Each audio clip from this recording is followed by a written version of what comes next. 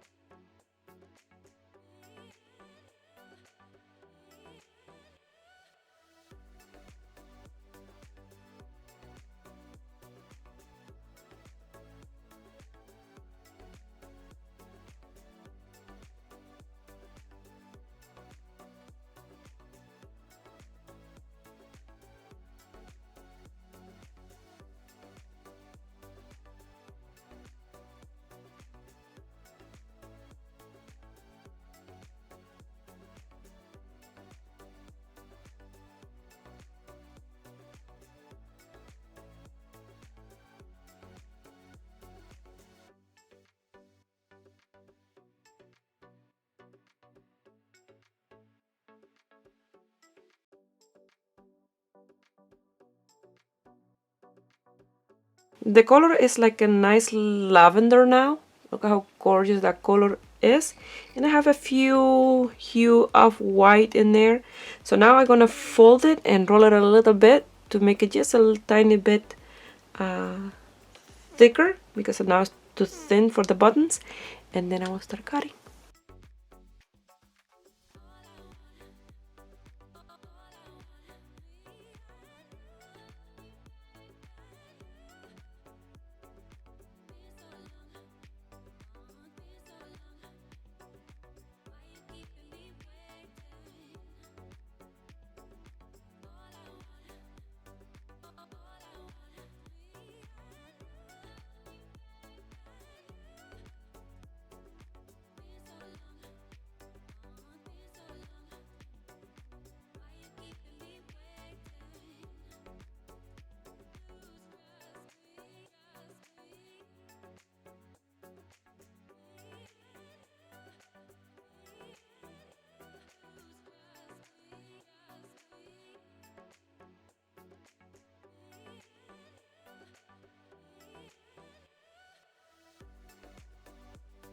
So I'm gonna cut a few more butterflies because I like this shape for girls' sweaters or hats. So I'm gonna cut a few more of the smallest butterfly, and then I will use the rest in other buttons.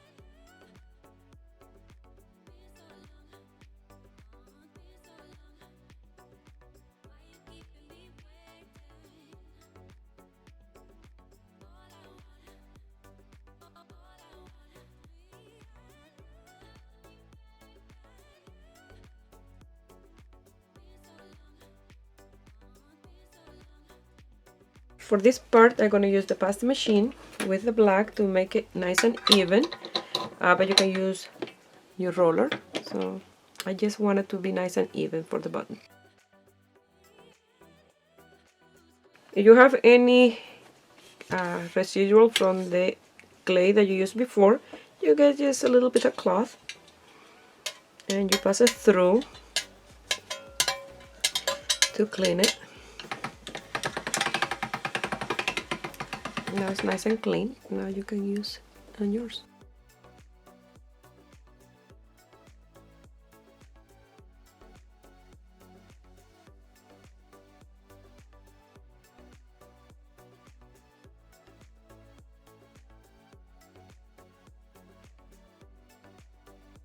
I hardly prepared any of the black. I thought that I was going to be a little bit more.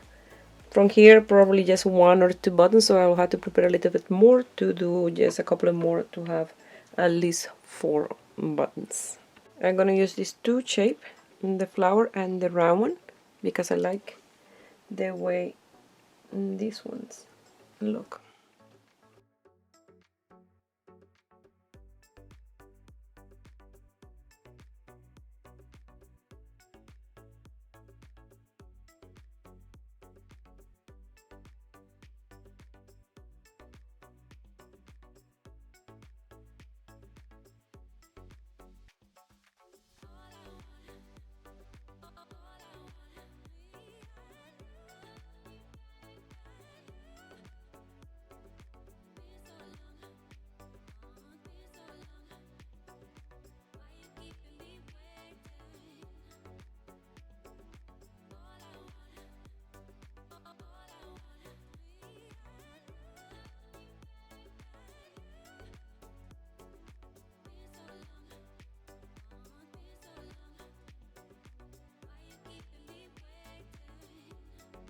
So I don't can push the center of the flower like I did with this one, because this flower, they are smaller than this one. I spread this one more, and you see they have an indentation that I did with this. I pushed down in the center, and that's why you get that shape. For this one I'm going to leave them like that. They look absolutely gorgeous. The size of the button perfect, the thickness, everything.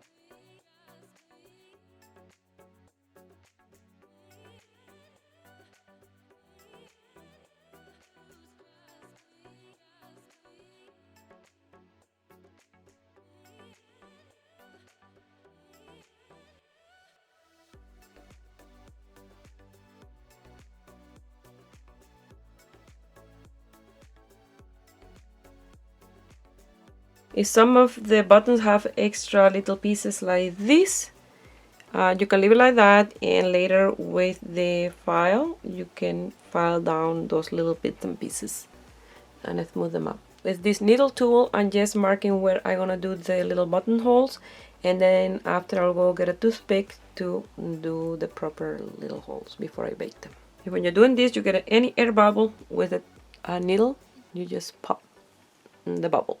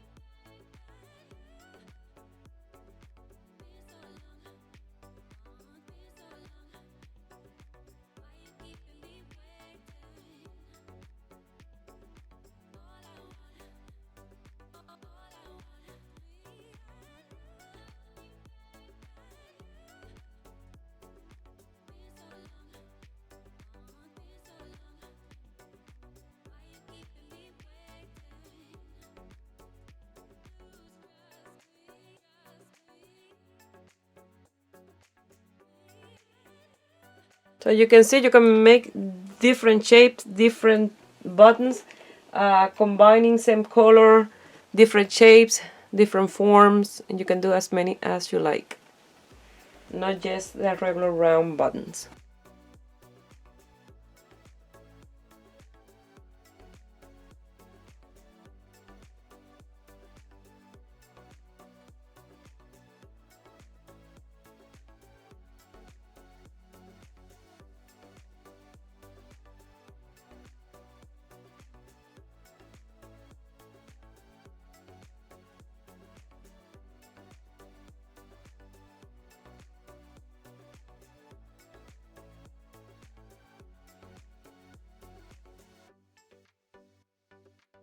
So I think I'm done for now. I'm gonna make the hole of all of these one a little bit bigger, just marking them, and then I'm gonna bake them, and I'm gonna leave the leftover for a different project. And of course you can make the solid color buttons, don't have to be a blend. I like the blend because they look more they look different, but you just can make them just a solid color. This I'm gonna save for a different project. So when I use this, I will do a reference to this video. That way you can see how it was that I did this.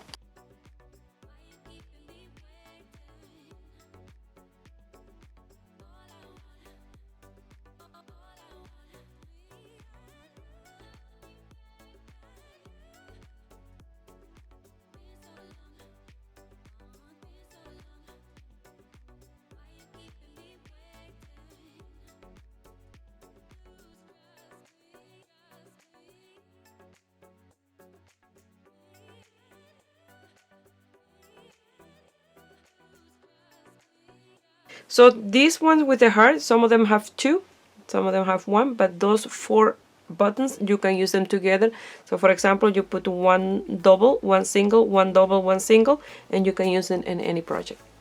And this one is absolutely gorgeous with a star in the center. I just made one of these. So I'm gonna make the hole right through.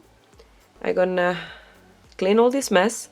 I'm gonna bring them to downstairs to the oven, and I'm gonna bake them at 275 for 60 minutes, an hour, because they are a little bit thick and they need a little bit more time to bake. I open all the little holes. Now I'm gonna bake them. Once you finish baking them and they cool down, I baked them last night, and they will be like this,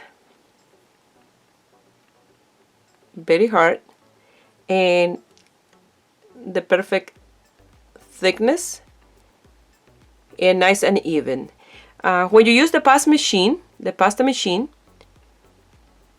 your buttons, they will be perfect. They will be, all of them will be the same thickness. The ones that you will roll the polymer clay with the roller, if you don't have a pasta machine, not all of them will be the same thickness, because some of them will have a little bit thinner than other ones. But with the pasta machine, they are perfect. So now I'm gonna pass the glaze and all of them and let them dry. I will do a second coat and let them dry, and then after I will file them down in the back, because you see, if you look, this one, especially this purple one, have a little bit more bits and pieces in the back. And then once I pass it through this file, it's a nail file, all nail file, they will be nice and smooth. Let me show you the ones that I did before. I want to do the glaze first, because I don't want any dust or anything to get stuck in this, and then later when you pass the glaze, they will be there stuck. So you see this one, I already filed them down, and it's nice and smooth in the back, and it was just like these ones. You see, you get a little, from when you open the hole, you get that in the back. So that's what I'm gonna do, and they will be ready. So I'll pour some of these gloss glaze in this little cap right there in the center, and with this old nail brush that I have that I don't use, I will brush them. I will wait half an hour, and then after I will brush them again, and then I will have to wait 24 hours before I can use them or before I can file them down in the back.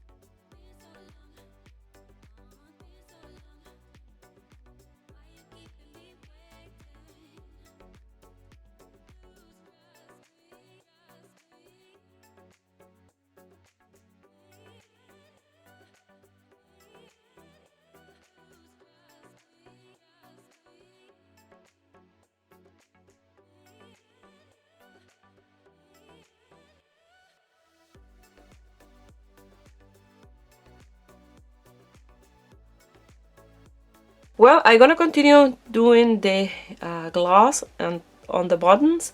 I'm gonna wait half an hour, and then I will do it again, and then tomorrow I will file them down, but I'm gonna cut the video here because it's just passing the button on top of this. Very easy. It's like the same that I did in the last video. I'm gonna leave the link of that video here because in the other video I made these buttons without a pasty machine. I did them all with the roller, and they look really nice. Don't get me wrong, they all look really nice, and a nice thickness as well. But some of them could be a little bit thinner in one side than other, you know. All these I did in the last tutorial. I'm going to leave the link. And I show you how to do the glaze and how to file them down. I did the entire thing in that tutorial, but in this one I'm going to leave it here, and I hope you guys like it, and give it a thumbs up and subscribe to my channel if you are not already a subscriber. And if you make any buttons and you want to send me some picture, you can do it through my Facebook page, Rubynet Crochet Tejido, or my Instagram, Rubynet Crochet Tejido. Please share my video with friends and family in Facebook and groups. That way you help me grow here in YouTube, and you help me with the likes, with the views, and the subscriber. I really appreciate all that. I wish you have a beautiful day. Bye.